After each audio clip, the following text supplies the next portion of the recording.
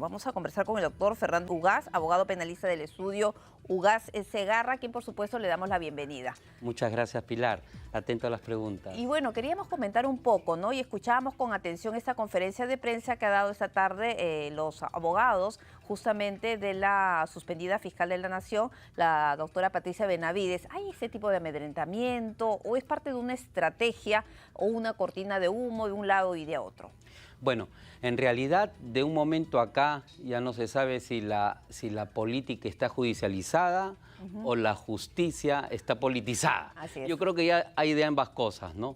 Entonces, observar abogados de altos funcionarios que son largamente reconocidos como políticos y largamente representando un partido político, definitivamente que hay que tomar con pinzas determinadas situaciones, desde mi perspectiva. Al doctor Jorge del Castillo. Desde mi perspectiva, ¿no? Pero entrando al fondo de la materia, si tiene el nombre de la persona, si tienen el DNI, es fácilmente verificable la situación, y si ellos consideran que esto es parte de un amedrentamiento, que planteen sus denuncias debidas, ¿no? Es raro que expresen que ha habido supuestamente un depósito, que afirman que no encuentran en la cuenta y que las personas hayan ido con DNI, con nombre y apellido a decir esto a la casa de la fiscal de la Nación. Yo creo que esto prontamente se esclarecerá, que lo citen a la persona, que verifiquen estos vouchers y que descarguen ellos que saben, de repente han habido terceras personas que han tomado el nombre de la ex fiscal de la Nación, que suele suceder, ¿correcto? Y los altos funcionarios no conocen ni saben de qué se trata, etcétera, y ahora han venido producto que ya no está en el cargo a reclamar luego 2 meses, obviamente, qué es lo que ha sucedido con los encargos. Ahora, este es un tema que recién se está iniciando y la verdad que hay mucha suspicacia y es muy preliminar toda la información. Y le genera suspicacia el hecho de que se ha presentado esta conferencia un día después, ¿no?, de que el exfiscal Guillermo Silva confesara que el entorno de Benavides justamente lo infiltró en el equipo de María Barreto. Sin duda. Interesante hubiese sido que los abogados descarguen las imputaciones que están planteando, descarguen las imputaciones que están planteando los colaboradores eficaces y los testigos que están corroborando sus dichos.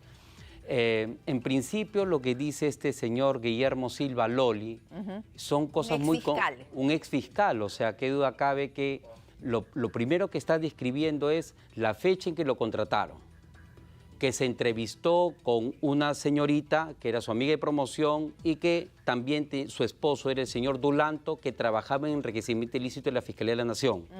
Y que luego fueron a entrevistarse con el señor Marcos Guamán, que trabaja en la Fiscalía de la Nación. Y que incluso luego todo esto se afirmaba que era por encargo de la Fiscal de la Nación. Entonces, coincide porque en efecto el motivo de la contratación no era pues para cubrir en realidad una plaza, sino era para brindar información, para brindar un servicio de espionaje, un servicio de topo. Para que puedan estar alertados, ¿no? Específicamente comenzó con el tema de Sada Goday. Habría que verificar qué intereses tenía la Fiscalía de la Nación para favorecer el tema de Sada Goday, porque obviamente quería saber cuándo iban a golpear el tema de Sada Goday, etcétera. Ahí, ¿qué intereses económicos habrían detrás de la Fiscal de la Nación, en el caso fuera cierto esta afirmación? Y por otro lado también, luego cambió este tema para saber si iban a golpear a los asesores y al fiscal de la Nación. En el caso último, ¿no? En el caso de los asesores. De tal manera que a mí me parece que hay mucho material para analizar y hubiese sido interesante justo que los abogados enfrenten este tipo de imputaciones. No lo han describan su contradictorio frente a estas imputaciones. Ahora, y lo escuché en parte de la conferencia de hoy, sí, señalar que lo que ha hecho Villanueva, que era pues su hombre de confianza de Patricia Benavides, pero que ahora ya está aspirando a ser colaborador eficaz, son cosas o gestiones que él hizo por su cuenta. ¿Algo así es posible con la experiencia que usted tiene? Que la ex fiscal suspendida no supiera nada de lo que hiciera su asesor, su mano derecha, su hombre de confianza. Bueno, estos son argumentos febriles, ¿no? Yo pienso que son argumentos trasnochados, porque definitivamente que los asesores no han ido por interés propio.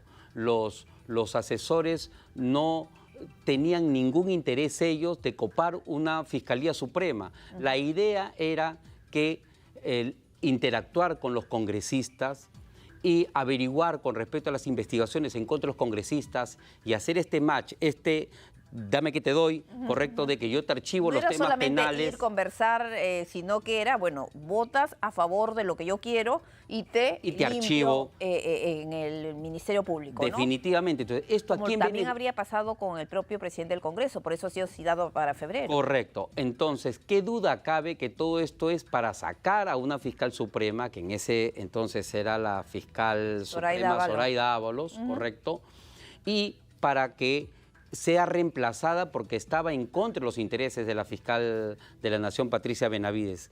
Y entonces esta era un estratagema, era toda una estrategia con el fin de lograr sus ambiciones como presidenta, como fiscal de la Nación y para los intereses particulares de la fiscal de la Nación.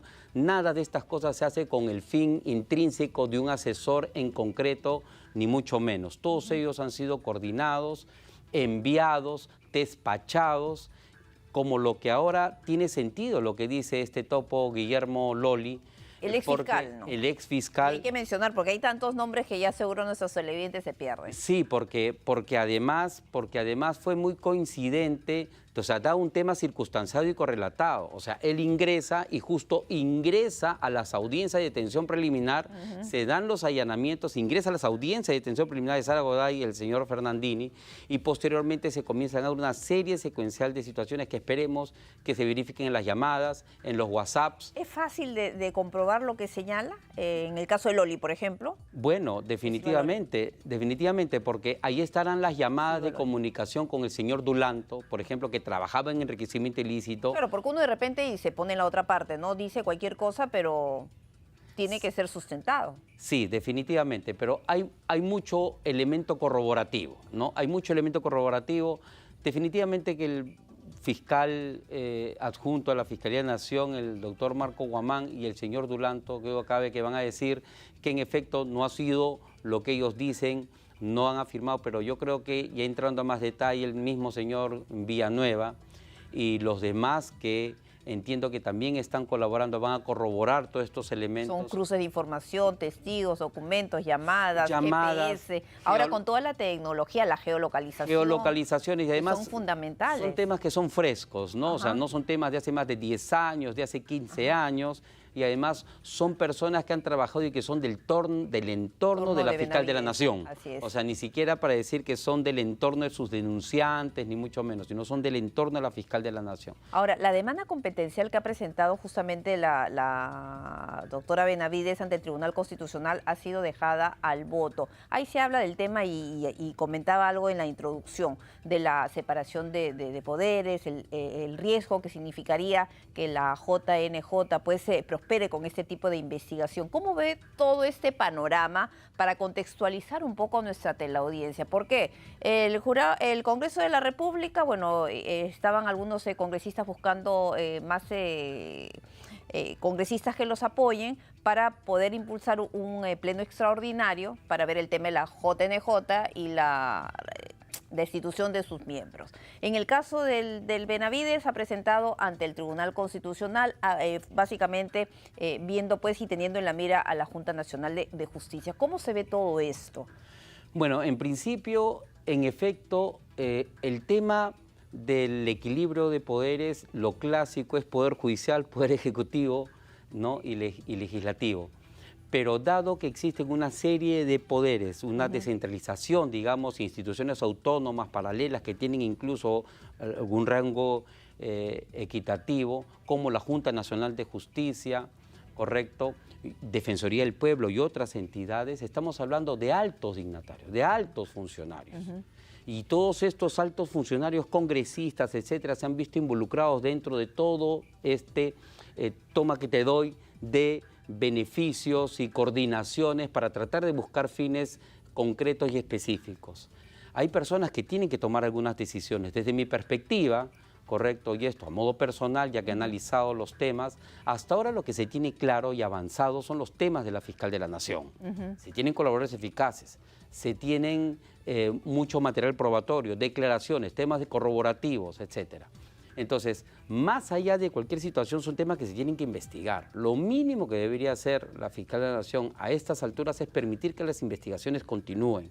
Y pienso yo que la Junta Nacional de Justicia haría bien, digamos, o la decisión con respecto al tema de la competencia. Yo pienso que sí son competentes los de la Junta Nacional de Justicia para decidir este tipo de situaciones. ¿No ha habido el llamado proceso express del cual habla Benavides y bueno, su no defensa? hay que recordar que bajo los mismos procedimientos fueron la anterior Junta Nacional de Justicia, el señor Orlando Velázquez y Guido Águila, etcétera, fueron decisiones express, fueron decisiones que se tomaron bajo esas medidas y a esta altura, digamos, como que se ha solidificado, se ha cimentado este tipo de procedimientos, de tal manera que ya durado el tiempo, con las diligencias preliminares, con los destapes que se están habiendo, con las investigaciones que están avanzando, yo pienso que ya no están express y yo pienso que más bien esto se tiene que definir de una vez y ojalá que la situación de la competencia, claro, que la demanda competencial. Que se defina de una vez esa situación para verificar si en verdad la Junta Nacional de Justicia es la que tiene que resolver este tipo de situación y no estar en este tema de vilo, ¿no? En este limbo, ¿no? Definitivamente, ¿no? Y mientras tanto, pues es el Congreso, pues hay muchos parlamentarios también que están pues justamente trabajando, llevando agua a su molino, justamente para impulsar el tema de la destitución de los integrantes de la Junta Nacional de Justicia. Esto es sumamente grave, porque son investigaciones de congresistas que tienen de tocamientos indebidos, situaciones de peculado, los mochasueldos, situaciones de colusión, los niños. Definitivamente. Entonces, que exista una Fiscalía de la Nación desde nuestra alta investidura de nuestra Fiscalía, quien se supone que tiene que investigar con objetividad, con transparencia, con, entre comillas, pero ya no se puede confiar en nadie. Definitivamente. Entonces, son casos que se están viendo. Si esto pasa con nuestra Fiscalía de la Nación, ¿qué se puede esperar de las fiscalías provinciales? Si es verdad que la señora fiscal de la Nación, Benavides, ha estado interactuando con los congresistas para tratar de sacar y para archivarles sus situaciones, esto viene de arriba hacia abajo. Hay otras fiscales provinciales que, por ejemplo, en el caso del congresista Balcázar, han ido a hablar y la fiscal ha declarado, ha descrito quién ha ido a hablar con ella para que se archive y han tomado el nombre de la fiscal de la Nación, Patricia Benavides, que se le pidió para que se archive, que venía de altos mandos. Esto no se puede permitir. Entonces hay demasiados elementos probatorios que permiten corroborar por lo menos a este nivel las cosas.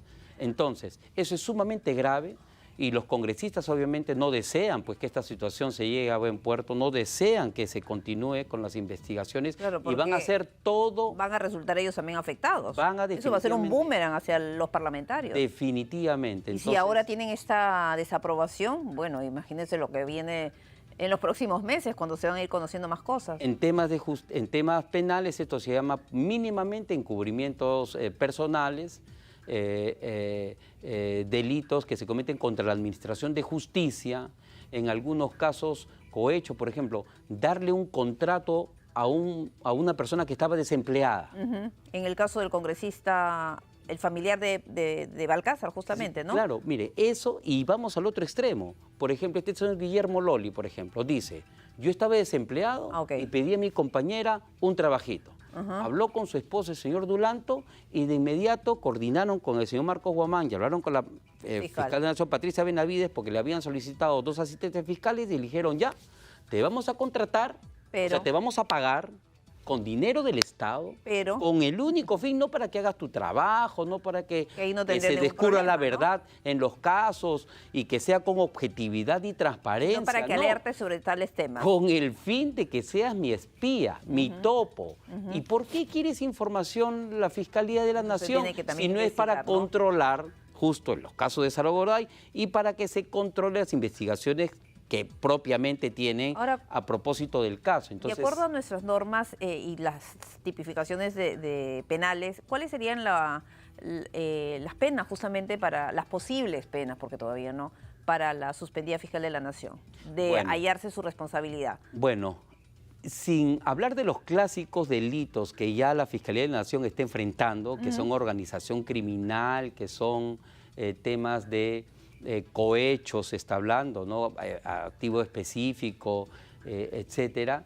Estamos hablando de otros delitos más, entorpecimiento de la administración de justicia, encubrimiento personal, encubrimiento real.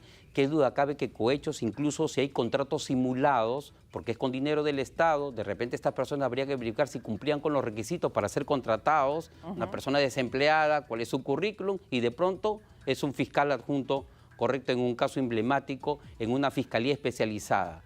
¿Eso suele suceder? No suele suceder. Son gente que tiene un mínimo de requisitos y se dieron cuenta en el transcurso del tiempo, y por eso que lo tuvieron que separar al señor Guillermo Lolli, y luego el señor Durante le ofrece y le dice, bueno, si te separan, te subes a la Fiscalía de Enriquecimiento Ilícito para que sigas trabajando conmigo. Y dice, oye, estás loco, si esto sucede, luego se van a dar cuenta que yo soy el espía de la Fiscal de la Nación y van a confirmar lo que ya están pensando. Sospechando, claro. Definitivamente cuando sucede esas cosas es porque la persona no está capacitada para el cargo, no es de la experticia, de la especialidad penal y con subespecialidad para delitos de altos funcionarios, de corrupción de funcionarios. ¿Cuántos años podría ser entonces para definitivamente la doctora Benavides? son delitos que pueden tener de 4 a 6 años en algunos casos, de 8 a 15 años en otros casos, y yo creo que son temas bastante delicados y graves. Por todas esas consideraciones, yo pienso que debería dar un paso al costado, debería permitir, no aferrarse en esta situación y permita que las investigaciones se lleven a cabo, porque de lo contrario vamos a seguir con una anarquía, con una anomia, como ya estamos, ¿no? Y seguir estando en esta que ya no sabemos a dónde nos va a llevar. Politización de la justicia, ¿no? Perfecto, doctor. Gracias por haber estado, doctor Gas. Gracias por estar aquí en Estación Central.